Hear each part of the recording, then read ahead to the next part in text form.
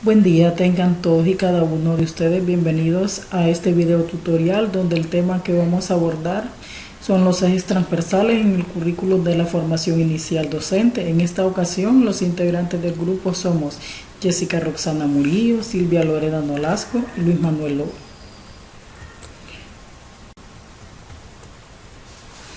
En el capítulo 1 vamos a abordar lo que son los ejes transversales en el currículum de la formación inicial docente. Vamos a definir qué son los ejes transversales. Los ejes transversales podemos definirlos como ejes fundamentales para contribuir a través de la educación con la resolución de problemas latentes en la sociedad. Por eso es muy importante que nosotros los integremos en los currículos, en las diversas asignaturas que a diario impartimos. También en el capítulo 1 vamos a abordar lo que es la fundamentación de los ejes transversales. Tenemos un esquema del contenido del capítulo donde trataremos un poco acerca de la problemática de la persona o del entorno, fundamentación teórica de los ejes transversales, marco curricular y determinación de los ejes transversales, formación docente, dimensión pedagógica y curricular. Aquí vemos que hay elementos principales en la educación para el siglo XXI. Como tema central tenemos los fundamentos educativos y pedagógicos para la educación del siglo XXI. Principalmente tenemos la formación de la persona para mejorar su calidad de vida. Como docentes sabemos que si nosotros nos preparamos, las oportunidades que vamos a tener van a ser mucho mejores. Tendremos muchas puertas abiertas, entre más preparados seamos nosotros, nuestro nivel de vida incluso va a mejorar, vamos a tener mayores oportunidades que aquellas personas que no han accesado nunca a un centro educativo o mucho menos a una universidad. También vemos el docente como facilitador de la construcción del aprendizaje. Todos sabemos que nosotros como docentes jugamos un papel fundamental en la vida de los educandos, ya que somos los facilitadores, los que orientan el proceso educativo, los que inculcamos valores en los educandos, los llevamos, ¿verdad?, a mejorar un mejor nivel de vida, porque a través de la educación, a través del conocimiento que nosotros le impartimos a nuestros educandos, tienen ellos un cambio de actitud positiva, un cambio de conducta. Por eso decimos que los docentes somos pieza clave en el proceso de enseñanza-aprendizaje. También tenemos la concepción humanista de la educación centrada en valores. Nosotros sabemos que a través de valores nosotros formamos ética en los alumnos, inculcamos aquellas actitudes positivas. Por eso siempre en el currículum nosotros debemos de incorporar la educación en valores, que comienza en los hogares, y nosotros a través de la escuela nos encargamos nada más de afianzar aquello que ya en la casa los padres de familia han inculcado en nuestros educandos. También tenemos la formación basada en el conocimiento científico y su utilidad práctica. Todos sabemos cuál es la importancia de la ciencia, ya que a través de la ciencia nosotros comprobamos hipótesis, comprobamos teorías, y así es que educación y ciencia deben de ir siempre de la mano. Educación integral como política pública para toda la población. Sabemos que la formación integral se encarga de la formación completa de los educandos, para que ellos se puedan desempeñar en cualquier campo del saber, ¿verdad? Por eso es muy importante que nosotros como educandos nos preocupemos un poquito más por formar a nuestros alumnos en los diferentes campos de su vida. También tenemos la integración de los ejes transversales en el currículo. Nosotros decimos que de acuerdo a los objetivos educacionales existe una necesidad de incorporar contenidos referidos a la formación en democracia, equidad, derechos humanos y otros, los cuales conforman la educación en valores relativos a las normas y actitudes. Estos contenidos se pueden incorporar como asignatura, reflexión y tratamiento interdisciplinar o ejes transversales en la asignatura, así como la reflexión de la acción pedagógica por medio del proyecto educativo institucional que se planifique en el centro educativo. Los ejes transversales no son aprendizajes educativos de segundo orden, ni un contenido paralelo aislado, con el tratamiento ocasional dentro del currículum, todo lo contrario. Son contenidos culturales que deben abordarse desde todas las áreas en torno a ejes vertebrados que contribuyen a organizar el proceso de enseñanza-aprendizaje. Su tratamiento es, por tanto, responsabilidad de todo el profesorado de los diferentes niveles educativos y principalmente en la formación de los futuros profesionales y de la comunidad educativa en general, que tendrá que consensuar unas decisiones a través de los distintos niveles de planificación y aplicación del currículo de acuerdo a la realidad. Así es que como docentes estamos obligados a integrar los ejes transversales en nuestros contenidos curriculares, en las diferentes áreas de estudio, ya que son un eje fundamental para lo que es el proceso de enseñanza-aprendizaje. También aquí tenemos la clasificación de los ejes transversales, que tenemos la educación ambiental, que se encarga de estudiar la naturaleza, el cuidado que le damos a la naturaleza, a los animales, al medio ambiente. Por eso es muy importante incorporarla también en nuestro currículum de estudio. Educación para el consumidor es cuando nosotros debemos de fomentar en nuestros alumnos el hábito, la destreza de lo que es la educación para el consumo y vivir de acuerdo a nuestra economía. La educación en valores y derechos humanos, como ya decíamos anteriormente, es fundamental para formar la ética y la moral en nuestros educandos. Entonces siempre nosotros en todas nuestras áreas de estudio debemos de integrar valores para así lograr un cambio positivo en nuestros educandos. Educación para la equidad de género. Sabemos que en pleno siglo XXI tanto el hombre y la mujer tenemos los mismos derechos, así es que debemos de tratar a todos por igual e inculcar en nuestros alumnos que tanto niños como niñas tienen los mismos derechos y tienen las mismas oportunidades. Educación para la salud. Aquí se estudia lo que es la importancia de nuestra salud, medidas preventivas para evitar todo tipo de enfermedades que se nos puedan presentar. En el capítulo 2 vamos a estudiar lo que son los ejes transversales y su relación con el currículo. El currículum y los ejes transversales en los niveles educativos. Tenemos un currículo prescriptivo, que de ahí se desarrolla un currículum escolar, el proyecto curricular del centro, que todos contamos en nuestros centros educativos con el famoso PET. ¿Para qué hacemos este famoso PET? Para la identificación de problemas. Así nosotros podemos aplicar los correctivos que creamos que sean necesarios. También aquí nosotros tenemos que ver con lo que es la formación docente. Nosotros como docentes estamos obligados a día innovarnos y actualizarnos conforme a las nuevas metodologías de la enseñanza y a los nuevos currículum que vengan. Criterios para desarrollar la transversalidad. ¿Cuáles son estos criterios? Vamos a definir los contenidos, los objetivos de acuerdo a los ejes transversales.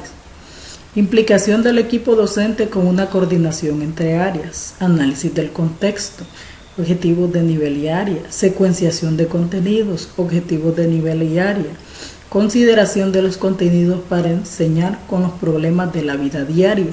Como vemos aquí, todo lleva una secuencia y es de esta forma en que nosotros vamos a aplicar estos criterios para que el desarrollo de los ejes transversales sea todo un éxito. También tenemos los componentes del proyecto curricular del centro. Entre los componentes, en primer lugar, tenemos que conocer el centro educativo, tenemos que saber en qué entorno nosotros nos vamos a desenvolver. Vamos a delimitar los contenidos y su secuenciación. Vamos a ver si lo que en realidad los contenidos que nosotros estamos desarrollando los llevamos en secuencia. Definición de la metodología de enseñanza. De acuerdo al tipo de alumno que nosotros tengamos, ahí vamos a definir qué metodología vamos a aplicar para que el aprendizaje sea mucho mejor.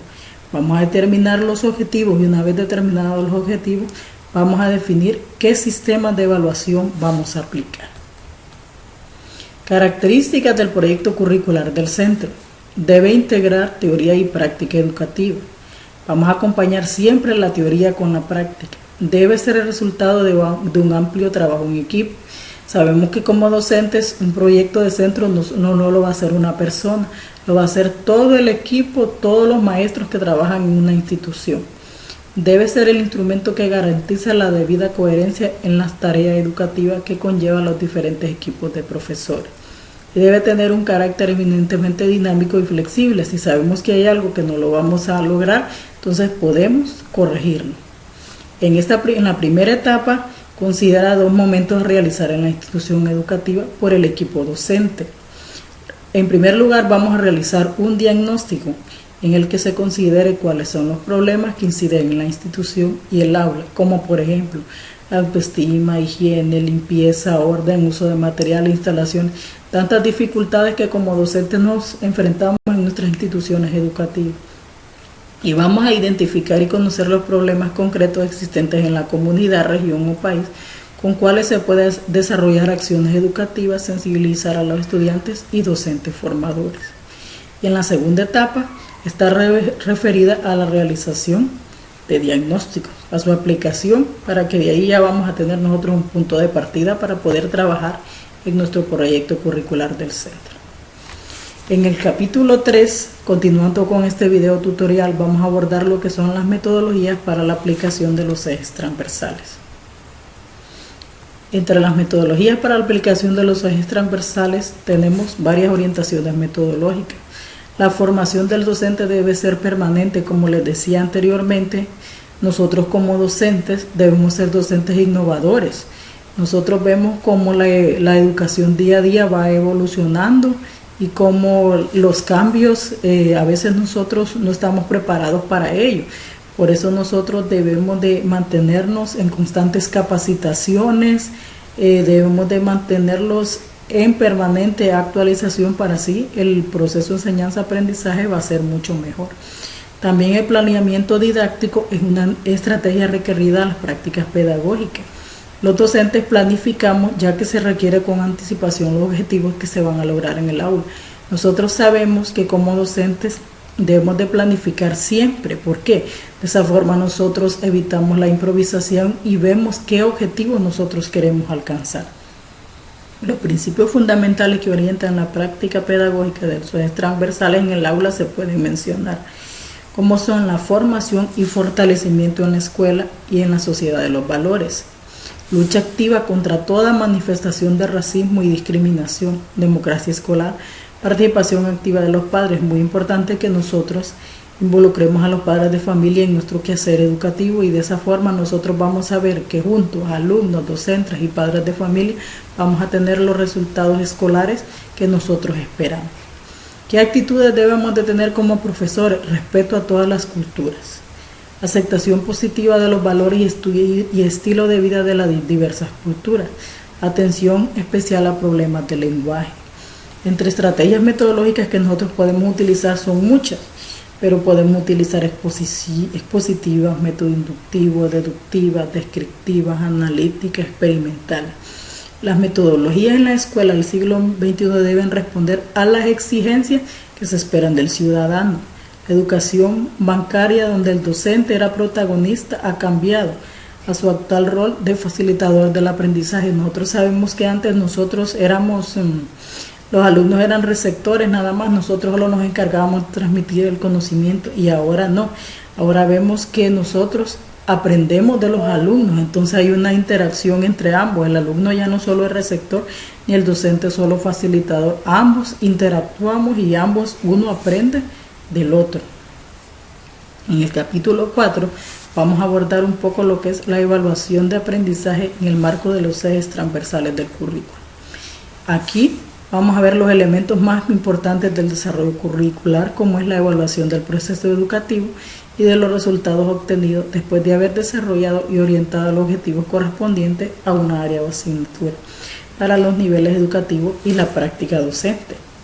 Tenemos la dimensión psicopedagógica y curricular, donde aquí se quiere formar en el marco de un modelo pedagógico y enfoque curricular definido. Los objetivos de esta evaluación son el nivel alcanzado por el alumnado con un momento determinado de su proceso de aprendizaje, el conocimiento de aquellos indicadores del desarrollo de los sucesivos niveles de aprendizaje que permitan el diagnóstico de la insuficiencia y el establecimiento de programas correctores, la información que convenga seleccionar y comunicar a las familias. También tenemos la dimensión referida a las prácticas de evaluación, donde aquí desarrollamos las decisiones sobre qué, cómo, cuándo y para qué evaluar. En la dimensión de las prácticas de evaluación que realizan los docentes formadores puede incluirse lo relativo con el conjunto de procedimientos, técnicas, instrumentos y criterios para realizar las actividades de evaluación de los educandos. Ahí es donde nosotros decidimos en algún momento cuál es la importancia que tiene la evaluación, para qué vamos a evaluar y cuándo lo vamos a hacer. De esta forma nosotros nos vamos a ir dando cuenta de los avances que van teniendo los alumnos y cuáles son las dificultades para que nosotros podamos afianzar conocimiento. La dimensión normativa tiene que ver con los factores tales como la acreditación, la promoción, los documentos de evaluación, las evaluaciones sobre la institución y la evaluación del profesorado, que son, ¿verdad?, cuando nosotros aplicamos instrumentos a nuestros alumnos, que muchas veces los aplicamos nosotros y otras veces vienen de fuera, como la Secretaría de Educación, que al final del año viene a evaluar lo que nosotros a lo largo de todo el año hemos estado enseñando a nuestros alumnos, y ellos vienen a comprobar si en realidad el niño ha asimilado conocimientos, y también nos aplican evaluaciones a docentes para ver en qué nosotros necesitamos mejorar. ¿Cuáles son las funciones de la evaluación? Tenemos varias. Tenemos la función diagnóstica, la función de orientación, función de control, calificación, función de promoción. La función diagnóstica es donde ahí nosotros vemos que la podemos aplicar en varios momentos. Por ejemplo, al iniciar un curso, para saber qué tanto aprendió el alumno el año anterior, y ya tenemos un punto de partida que nos sirve de base para nosotros ya comenzar con un contenido. La función de orientación es cambio de actitudes favorables hacia diversas situaciones que se le planteen. En esta función de orientación es ahí donde nosotros orientamos al alumno a que tenga una actitud positiva hacia su estudio, que se dedique más a él, que haga sus tareas, que le dedique el mayor esfuerzo para que el estudio él lo vea como algo positivo y no algo que muchas veces ahí nosotros no sabemos orientar a nuestros alumnos, y en vez de agarrarle amor al estudio, más bien lo que tienen es como rechazo, como que no quieren, porque dicen que a veces hay maestros que saturamos a nuestros alumnos de muchos trabajos, de muchas tareas, y muchas veces no les explicamos que con eso lo está haciendo un alumno que va a tener un cambio de actitud, que se va a poder enfrentar con cualquier situación que se le presente en su vida. Entonces hay que orientarlo para que la actitud ante el estudio sea una actitud positiva y no una actitud de rebeldía. También tenemos la función de control calificación. El proceso evaluador pues supone que el profesor integra todos los datos que tiene sobre el alumno, sean cualitativos o cuantitativos, lo compara con los objetivos propuestos, determinando hasta que ese punto ha logrado, y expresa esa valoración que como docentes todos tenemos nuestras listas de asistencia, nuestros registros de calificación, de acumulativo, y vamos viendo la puntualidad de nuestros alumnos al presentar una tarea, o cuáles las dificultades que tienen, para así nosotros ponernos en contacto con el padre de familia para que su situación mejore. También tenemos la función de promoción. En esta fase es importante la determinación de criterios basados que orienten hacia el perfil del docente en sus diferentes áreas: pedagógica, didáctica, personal. La función de acreditación y certificación. La evaluación dentro del proceso tiene también una función acreditativa de los aprendizajes logrados por los estudiantes. Esto se comprueba en los años cursados, las calificaciones obtenidas. Es ahí donde nosotros vemos si al final del año nuestro alumno está listo para pasar al nivel inmediato superior, y ahí nosotros le damos su certificado, que con él ya él puede ir al siguiente año. También tenemos instrumentos y procedimientos de evaluación. Podemos aplicar técnicas informales, semiformales, formales, mapas conceptuales, pruebas de ejecución, diferentes instrumentos. Bueno, esto ha sido todo, y espero que lo que nuestro grupo ha expuesto les sirva de base para para futuras investigaciones. Gracias.